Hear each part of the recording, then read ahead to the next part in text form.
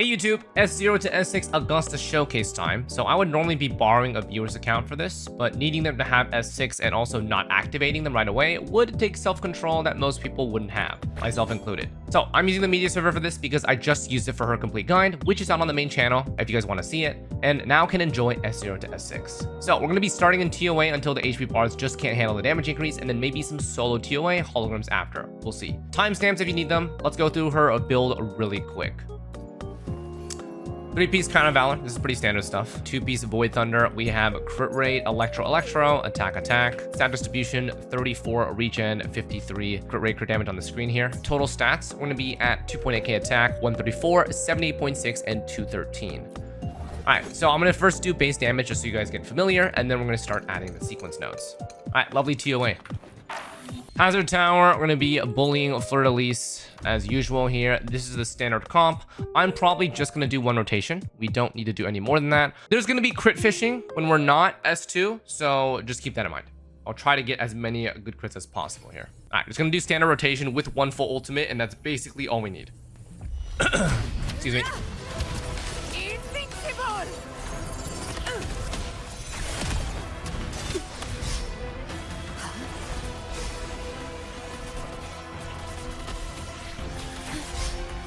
Okay, we are good here. Let's make sure to echo.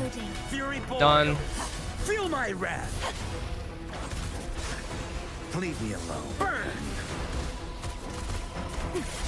Okay, we're ready. Let's do this another way. Conquest begins now. Okay, E's ready. See the damage. Punch. 207k. Ultimate. Ultimate slashes 31.8. Full damage, 238.7. Okay, pretty good. Oh, I guess I can just finish the rotation here. Let's get the full ultimate. Okay. Base ultimate comes in at 86. I think we've lost all our buffs because I did it too late. But the ultimate damage is what matters here. So pretty good start. We did about half of the boss's HP in just that one rotation. And again, I didn't even finish the rotation. I'll try to finish it this time. Okay, so S1 should be on the more unnoticeable side because we're really only getting 15% more electro damage bonus from Crown of Wills, and we're also gaining 15 times 2 crit damage, or 30% crit damage. So we're getting about 45% stat, maybe see about a 20% DPS increase, and our enhanced E should now be completely immune to interruption. Most of the time, this shouldn't be a problem, but that just basically means you can unga bunga her E and just not worry about it being up or something. All right, S1, same team. Mortefi is the most comfortable team, I would say, for now. Still doing the normal rotation here. I'm doing the optimized one, so we use up the her liberation and her E right away. But you don't have to do that. You can just immediately switch to Shorekeeper right away. Let's go. Liberation. E used, generated the circle. Now we gotta dodge out of this. Boom, block that. Okay. Q and liberation used. More Tepi time. Fury boils. Feel my wrath. Okay, good. As you wish. Okay, echo. Switch out. This is mine. Enhanced E. See the damage. Boom. Plunge. 240k there. Pretty nice. Each slash is doing 37.3. There is a big jump here. And final ultimate slash is 279k. Very nice. Ultimate did not crit. Classic. It's all good, guys. That's what we expect. But 279k. So we're getting it was approximately the level. I think it's about a 20% DPS jump, which I think is expected. That's pretty good. At some point, I think her strength is going to be strong enough so that we can start removing the supports from our team. And honestly, we want to see the solo capability of her when she's a higher sequence node investment. S2. All right, so this one's a big one. Crown of Wills now provides additional effects. Each stack increases Augusta's crit rate by 20%. Let me first go ahead and activate it. So 2 stacks of Crown of Wills, we're already getting 30% electro and 30% crit damage. Now we're getting 20 times 2 crit rate, or 40% crit rate, and every single crit rate above 100% converts the over cap to 2% crit damage, which is completely normal. 1% crit rate is valued at 2% crit damage in most games, so this is pretty standard. It does not show in the stat page here, but we are basically getting 40% more crit rate and anything above 100% is converted to 2% crit damage. So think of it like 80% stat. So we're basically guaranteed 100% crit rate on her build. So this is going to be like plus 22. And then the extra 18 or so crit rate will be converted to 36 crit damage. So this should be quite a big spike, because not only am I never going to miss my crits anymore, which is important because you guys just saw me miss my crits, but we also are getting a good amount of boost. So for example, if you were already 100% crit theoretically on your Augusta, you would just be getting raw 80% crit damage, which is quite significant. That's about a 30 to 35% DPS boost. All right, so let's see the damage. S2. Standard rotation. Okay, let's get out of here. Set up with Shorekeeper. Stay calm. Okay. With tone. Liberation setup with the Q into Mortefi. Fury boils. Silence. Dodge out of this. Inferno. Dodge out of that. Let's do Echo. this another way. Switch out. Quest begins Now now. prepare her E there. Okay, it's ready. Let's go. First damage. 296k. Each slash. 45k. Ooh, we are jumping up, boys. Look at the HP bar. Ultimate damage. 340k. Ah. And we're critting everything here. This is our full combo, by the way. Okay, it's definitely not surviving. 340k. So we're jumping up. Well, it started at about 238. Then we went to 290. Now we're at 340k. But as you guys can see, because I'm not max crit rate, I'm not getting the quote-unquote 35% DPS boost, right? My crit rate is 78, so we're going to 100%. So the amount of crit damage that I'm gaining is only about 36%. So that actually makes sense. 36% crit damage at this point is about 15% DPS boost, which is kind of what we got. We went from 290k ult into a 340k ult, which is just about 14%. The good thing, though, is that all of our damage is guaranteed to crit now.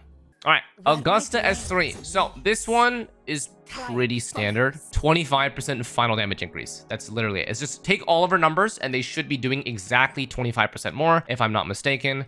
Well, we're going to test it right now. Her ultimate strike did about 340k. So a 1.25x increase should be about 80,000 more, right? A fourth of 340k is a little bit over 80k. So ideally, if we're seeing the exact multiplier numbers, if I'm doing the rotations exactly, we should be seeing about 425,000 on her final liberation strike. At this point, Xlice might be in one-shot territory with this combo. Okay, let's go. Normal quick rotation here.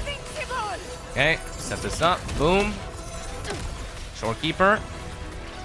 Dodge out of this. Set this up. Stay calm. Okay, liberation set up into Mortefi. Fury boils. Make sure we're getting everything Feel here. my wrath. Dodge out of this. There we go. Dodge out of that. Burn. Okay, Let's do set this this up. another Boom. way. Conquest begins now. He's almost ready. There we go. Pathetic E damage. 370k. 56.7. Wow. Yeah, we're definitely doing a lot of damage. Final ult hit. 420. Exactly what I said. Exactly what I said. 425,000 on the dot. Ah, okay. Oath from the heart. There we go. 427k. That's pretty solid. The most important ones that you guys care about are S1, S2, S3. We went from 240k to 295k to 340k to 425k. So S0 to S1 jumped 50,000 damage, 20%. S1 to S2 jumped 40k. It was about 13%, but that could scale up. S2 is the one that's like, now you're guaranteed to crit, so your effective stat increase is actually much higher, but we can't see that. S3 is we're getting 25% raw. We're going from 340 to 425. So S3 is definitely the biggest jump, but that's expected because you're just, you literally see what you're getting, right? You literally see what you're getting. All right, so that's pretty nice. This one, I mean, this includes her, so we should be seeing a slight increase here. Let's go ahead and activate S4 and S5 just for this. So S5, you probably won't feel that much, but if you're doing like solo content, it's going to be noticeable. You basically have like an extra maybe 50% shield strength, which it kind of doubles her effective HP. So she basically gets about like an extra 5 to 6k over time, assuming how many hits you take, right? If you're dodging everything, you're not going to get value out of her shield, obviously. So, all right, so this is 20% attack increase. It's going to be fairly unnoticeable. I'm going to do this for completion.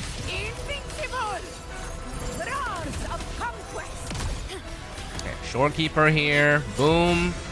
Proc this, boom. Load astral Liberation. Fury boils. Silence. There we go. As you wish. Okay, Let's ready, do this Echo. another way. Intro By in. myself. Enhanced E. How much damage? There used to be 370k. Now it's 390k. Okay. And then her ultimate. I can't see it. I can't see it. 59k, something like that. I'm gonna send it. She's in the air. She's in the air. 448. Okay. I mean, that's about expected. Let's complete the rotation really quick. Ulti. Okay, I think we might have lost some buffs here, but that's totally fine. All right, so 425 to 440. It's about a 5% DPS increase. It's about 425k base and then 20k. So it's about 5%, but 5% is still 5%. Like, you can't complain. When her numbers get this high, each percent does matter. Okay. Now we're here. Is S6 crazy insane? So one thing is not only are we getting 4 Crown of Wills, so basically we're going from 2 to 4 Crown of Wills, which means we're going from 40% to 80% extra crit rate. Now what this means is I'm already overcapped. I'm already 100% crit rate guaranteed. So what this is going to do is this is going to give me an extra 80% crit damage. On the screen here, the extra buffs from S6, we're gaining plus 80% crit damage, plus 30% electro, and plus an additional 30% crit damage. Plus 110 crit damage in total from both the S1 extra buff and also the overcap crit rate, and then the electro. Sorry, it's a little bit confusing. The Crown of Will is responsible for 3 different buffs. It gives you electro damage, and crit rate. And the crit rate over the cap gives you more crit damage. So it's like double crit damage. And then while casting our heavy attack, so this is basically her purple bar when you do the hold left click, this will be dealing an extra instance of electro damage. I'm not sure if this is going to be too noticeable because 100% multiplier is not that high, but I may be wrong here. Let's just see. I think we're going to try to have to pay attention to Fleur-de-Lis's full HP bar. I mean, she should be one shot here. If she's not, this S6 is going to be on the weaker side, but let's see. All right, final showcase, doing the standard rotation. We're not going to change anything right now. Start the battle. Ultimate to lead. Ooh. Did her aesthetics get a little bit flashier? Why do I feel like they did? Low key, I might have to redo this. Maybe S6 has a little bit of an aesthetic appeal. I don't know. So I'm not really like paying attention to the rotation. I'm just thinking about that. Okay, let's go Motefi. We got the outro in. She's doing a little bit of a different rotation here. Kind of like low-key confused, but it's fine. Okay, let's wait for her until she comes down. She's down now. Let's do this another way. Fight by myself. Okay. Set this up. E damage is... I didn't see it. Godlike power. 83k. Oh, yeah, we're hitting hard. How hard? How hard? How hard? How hard? Woohoo! Mommy. I mean, she definitely died.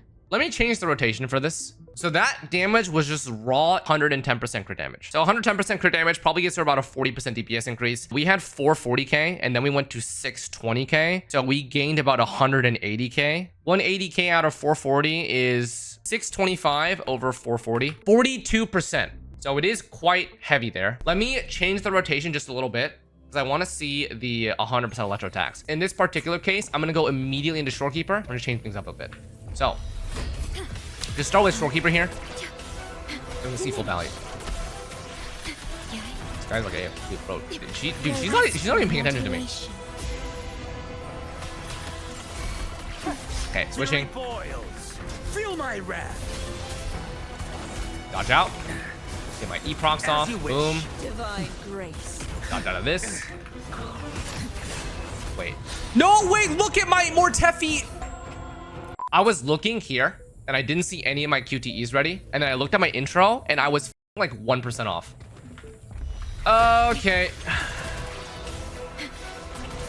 Oh, you know, yeah, sometimes Stay calm. that happens, okay?